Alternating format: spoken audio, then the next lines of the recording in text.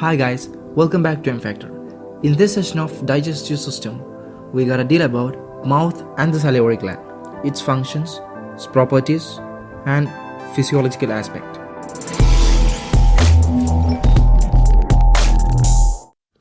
Mouth.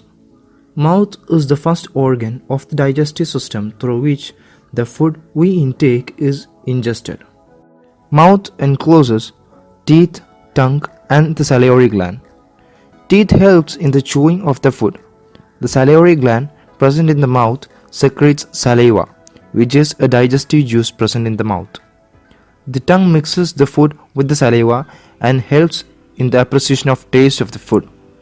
By swallowing the food in the bolus form after chewing and digestion is being transferred from the mouth to the esophagus. Not only the mouth acts as an organ of the digestive system, it also has a role in speech and helps in expressing social emotions such as smiling, etc. Salivary glands. In humans, salivary glands are of two types, major and minor. There are three pairs of major gland and some minor glands. The three major glands are the parotid gland, submaxillary gland, also known as the submandibular gland, and the sublingual gland. Parotid glands.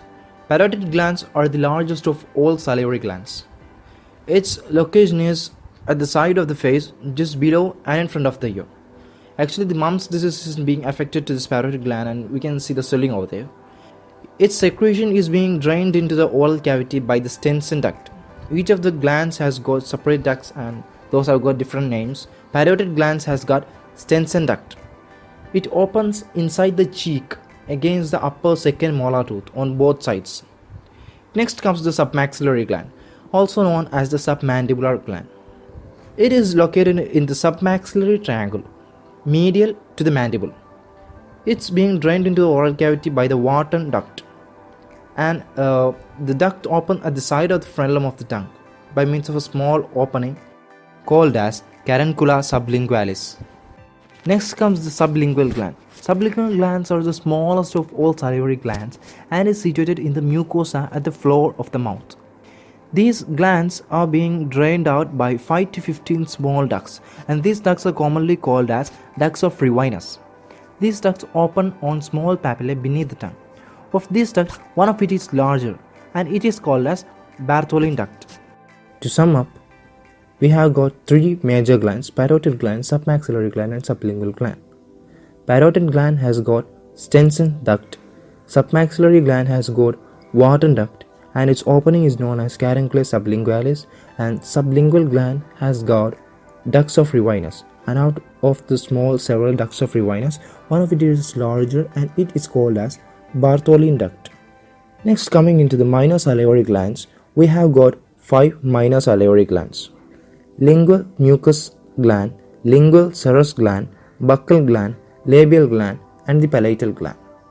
Lingual mucus gland are situated in the posterior one-third of the tongue, behind the circumvallate papillae, and at the tip and margin of the tongue. Lingual serous glands. Lingual serous glands are also located near the circumvallate papillae and filiform papillae. As the name indicates, both of the lingual glands are found interrelated with the tongue. Buccal glands.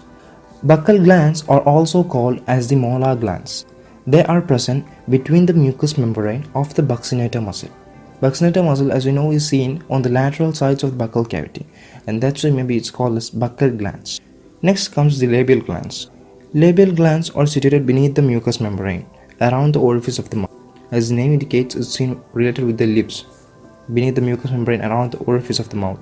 Next is the palatal gland, which are seen beneath the mucous membrane of the soft palate. Now let's have a look at the classification of the salivary glands. Salivary glands are classified into 3 types on the basis of the types of the secretion: serous glands, mucous glands, and mixed glands.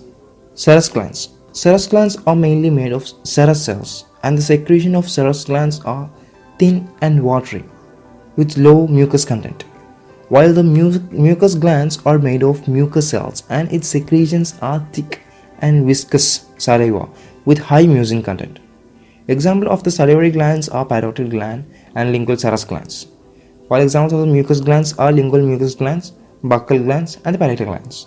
Mixed glands are made of both mucous cells and serous cells.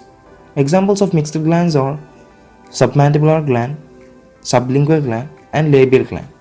So we can see that out of the major glands, parotid, sublingual, and submandibular glands, we can see that parotid gland is a serous gland and the other two, submandibular and sublingual glands, are mixed glands. So that's all for today, and we can have a look at the duct system, features of the saliva and salivary gland, and at the physiological aspects in the upcoming videos. So thanks for watching. Bye.